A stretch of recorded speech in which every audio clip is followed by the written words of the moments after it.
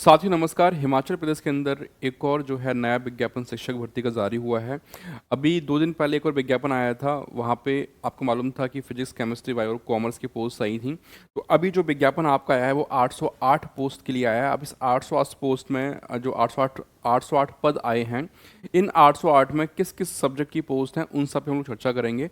साथ ही साथ जो साथी पहली बार जुड़ रहे हैं चैनल को सब्सक्राइब कर लेना। टीचर्स अचीवर्स एकमात्र ऐसा प्लेटफॉर्म जो आपको हर अपडेट ऑथेंटिक तरीके से देता है। तो मेरे भाई अभी जो है हिमाचल प्रदेश के अंदर एक नया विज्ञापन जारी हुआ है।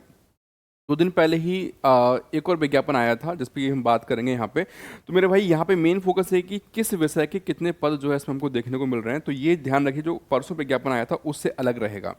ये मैंने आपको सेशन दिया था, ये मैंने वीडियो बनाई थी, इसमें हमने बात करी थी कि हिमाचल प्रदेश के अंदर शिक्षक भर्ती आई है जिसमें टोटल जो 390 पद हैं।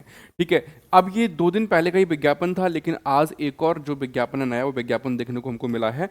तो यहाँ पे मैंने सारी जानकारी दे दी थी आपको कि भैया अन्य राज्य वाले मान्य है कि नहीं मान्य है, कितनी एज लिमिट है, क्या है। तो देखो पहले एक बार देख लो, ये जो विज्ञापन आया था ये 2 दिन पहले का, जिसमें विज्ञापन संख्या कितनी आपकी 7/2026 है। 7/2026 है, जिसमें पोस्ट आई थी आपकी बायोलॉजी की, फिजिक्स की, केमिस्ट्री, कॉमर्स की। अभी जो विज्ञापन आप देख रहे हैं, नया विज्ञापन जो आज की डेट में ही आया है, ये आप देख पा रहे हैं 9/4/2026 डेट भी यहाँ पे मेंशन है। और यहाँ पे मेरे भाई देखो विज्ञापन संख्या जो है, विज्ञापन संख्या भी एक बार चेक कर लीजिएगा, 8/2026। तो ये ध्यान रखिएगा, जो परसों आया था वो 7/2026 है, ये 8/2026 है। 8/2026 के अंदर किस किस पोस्ट की चीज़ें आई हैं वो हम लोग चर्चा करेंगे। बाकी देखो सारी जितनी भी टर्म्स एंड कंडीशंस हैं वो सब कुछ सेम रहेगा, जो मैंने कल समझाया था बाकी सब कुछ सेम रहेगा। और अभी पहले ये जान लो कि इसमें कौन कौन से सब्जेक्ट जो है आपके ऐड होके हैं। जितनी भी टर्म्स एंड कंडीशन है, ये जो मैंने उस वीडियो में बताई थी, मैं अभी लास्ट में बता दूंगा। बाकी सब कुछ सेम रहेगा, बस मेन चीज़ आपको ये जानना है कि इस बार जो है इस 8/2026 में किस किस सब्जेक्ट की हमको जो है पोस्ट देखने को मिल रही हैं। और ये सारी पोस्ट जो है मेरे भाई ये पीजीटी लेवल की पोस्ट हैं। और यहाँ से एक बार देख लेते हैं, थोड़ा सा ऊपर चला गया, हाँ। साथ ही साथ इसमें एलिजिबिलिटी क्या रहेगी, वैसे देखो मेरे भाई मैक्सिमम पोस्ट में आपका मास्टर डिग्री, बीएड और टेट ये है। लेकिन जैसे फिजिकल एजुकेशन का हो गया, वहाँ पे आपके कुछ चीज़ें चेंजेस हो जाएंगी। तो मैं अभी यहाँ पे सारी चीज़ें आपको बताने जा रहा हूँ। यस, यहाँ से देख लेते हैं एक बार, ये आ गया।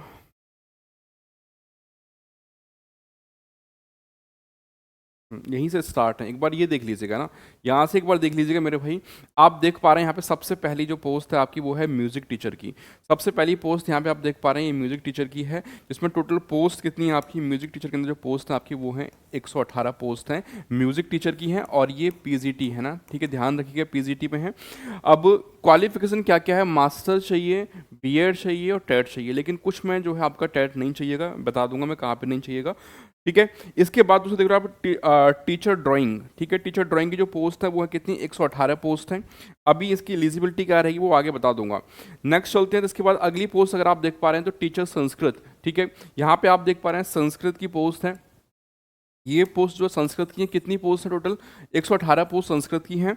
उसके बाद फिजिकल एजुकेशन टीचर, ठीक है, यहाँ पे ये एलिमेंट्री लिखा हुआ है, ये ध्यान दीजिएगा मेरे भैया, एलिमेंट्री लेवल पे है।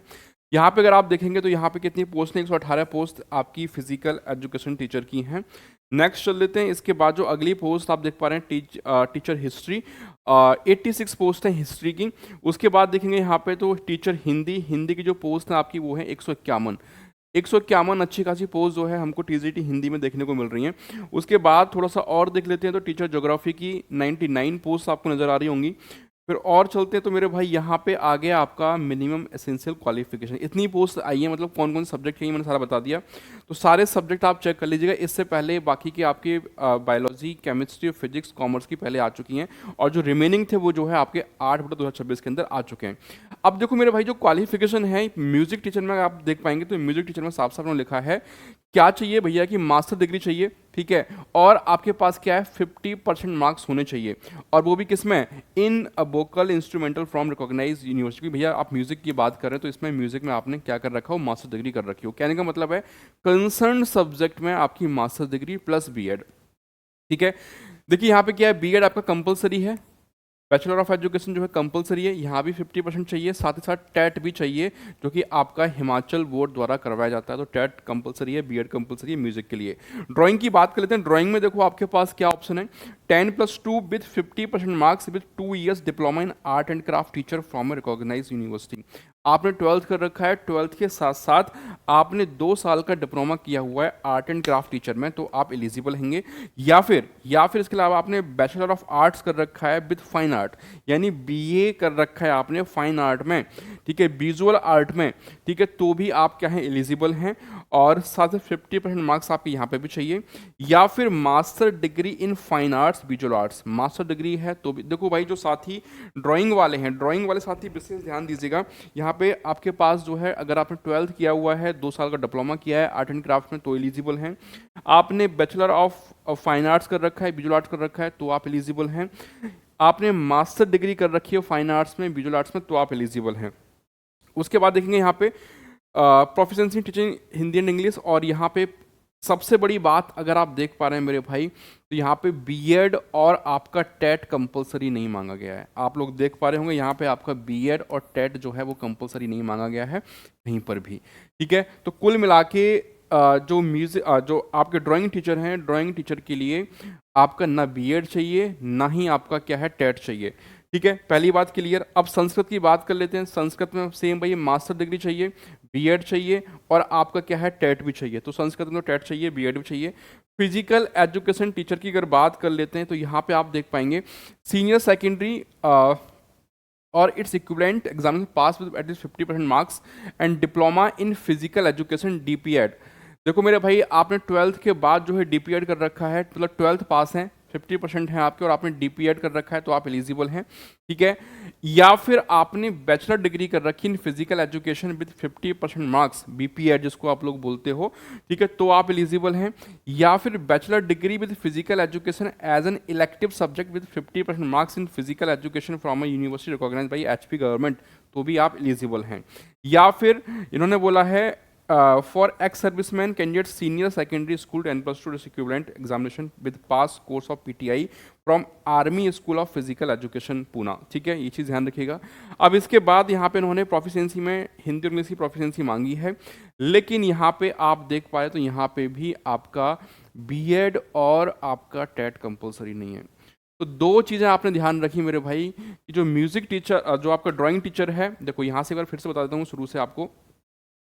म्यूजिक टीचर में आपका मास्टर चाहिए, और आपका बीएड भी चाहिए, और प्लस आपका क्या है, टेट भी चाहिए।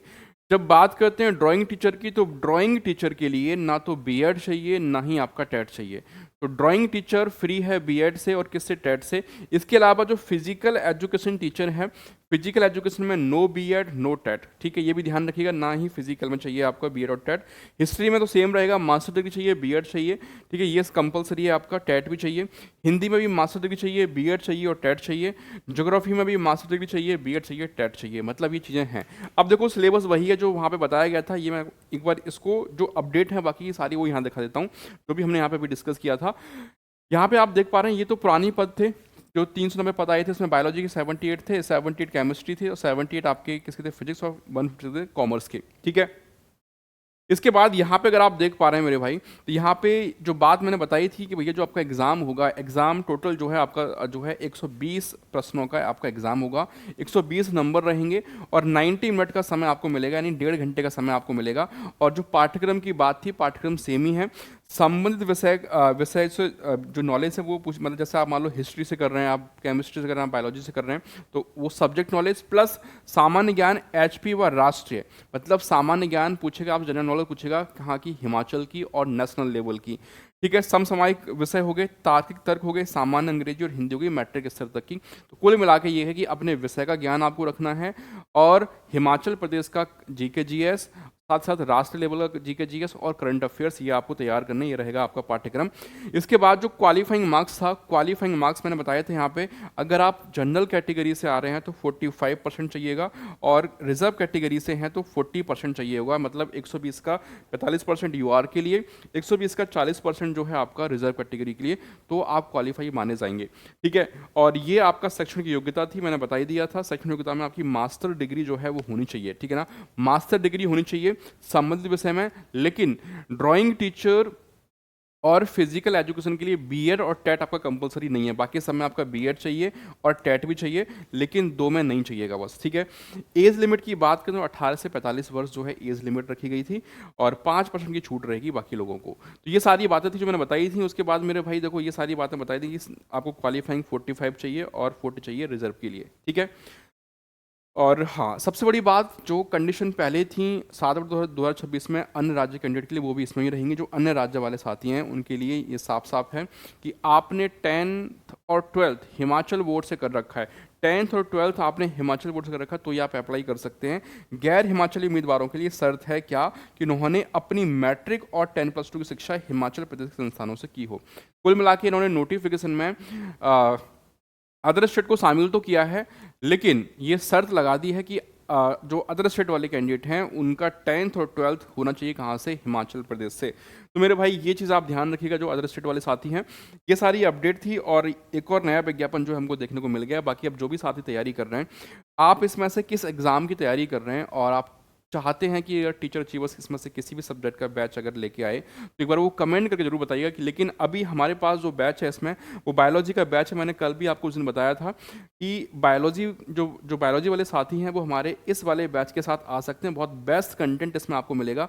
ऑल स्टेट का टीजीटी पीजीटी एग्जाम के लिए बायोलॉजी का बैच बना हुआ है, जिसमें आपको जूलॉजी, बॉटनी, उसके साथ साथ जो हमारे इंपोर्टेंट टॉपिक्स हैं उनकी ट्रिक के माध्यम से यहाँ समझा गया। प्रैक्टिस सीरीज पूरी मिलेगी, और जो इंपोर्टेंट पीडीएफ नोट्स हैं वो भी इसमें आपको देखने को मिल जाएंगे। डेमो वीडियोस अवेलेबल हैं, डेमो वीडियोस आप लोग देख सकते हैं।